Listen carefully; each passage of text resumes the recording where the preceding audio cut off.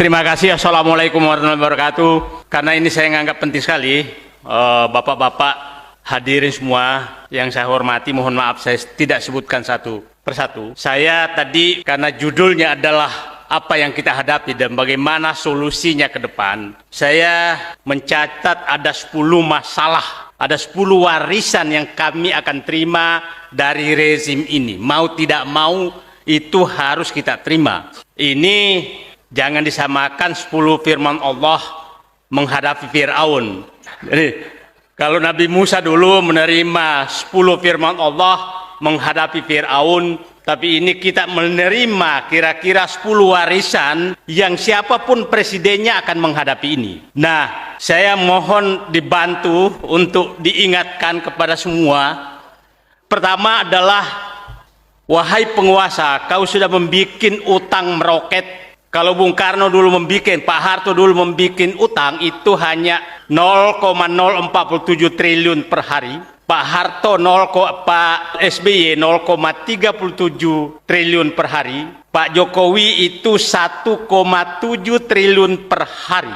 Kalau ditambah dengan BUMN 3 triliun per hari. Jadi kalau ada yang menyatakan negara ini makin bagus, tiap hari kita ditambah utang 3 triliun per hari. Itulah yang ditinggal, yang akan diterima oleh presiden siapapun nanti. Dan perkiraan saya, utang kita ditambah BUMN kira-kira akan sampai 2024, mungkin sekitar 16 sampai 17 ribu triliun. Itulah utang. Yang kedua adalah, rezim ini telah memindahkan kekuasaan dari rakyat kepada oligarki. Itu yang sangat prinsip. Rakyat tidak lagi bisa sebagai penguasa karena semua bisa dibayar dan dipecah belah.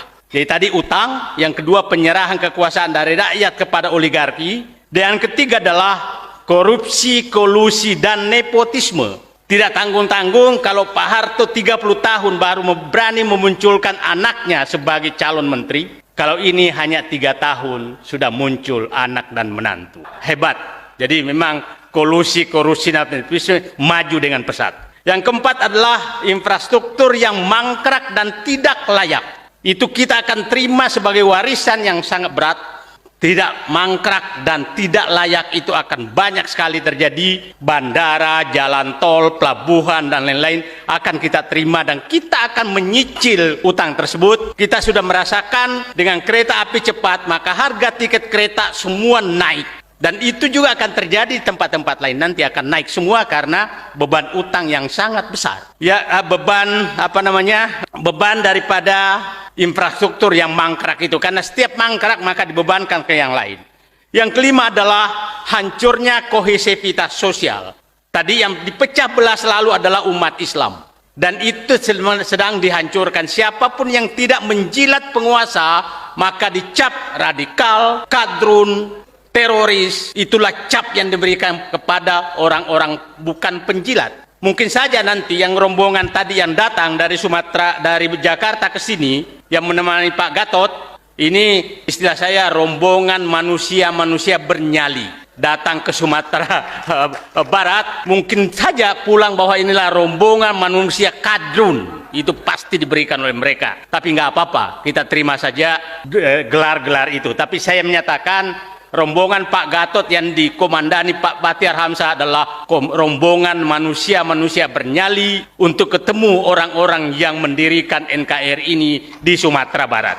Yang keenam adalah ketidakadilan. Ketidakadilan ini sangat nyata dihadapi oleh kami. Tadi Pak GN menyebutkan ada 3 narapidana, yaitulah korban ketidakadilan. Tapi bangga sebagai narapidana. Saganda Nainggolan, Anton Permana, dan Jumhur Hidayat. Itu tegak menghadapi, dan itulah kita pahami betul hari dan jam yang sama mereka dicokot untuk dibawa masuk ke penjara.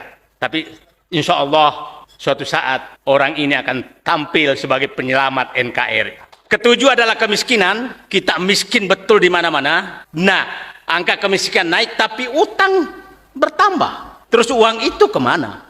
Kemana uang 7.700 triliun tambah BUMN sekarang sekitar 14 ribu triliun? Uang itu kemana? Masuk kantong kah? Nah, yang kesembilan adalah ketimpangan sosial. Yang tadi diceritakan sangat timpang sekarang. Orang kaya makin kaya, orang miskin makin miskin. Dan datanya tidak bisa dibantah. Saya pikir yang mengikuti Twitter saya pasti paham terus karena saya selalu keluar dengan angka-angka. Yang kesembilan adalah penjualan sumber daya alam. Maka saya katakan, negara ini hanya bisa diselamatkan kalau pergantian rezim dari mental kacung kepada orang-orang yang bernyali.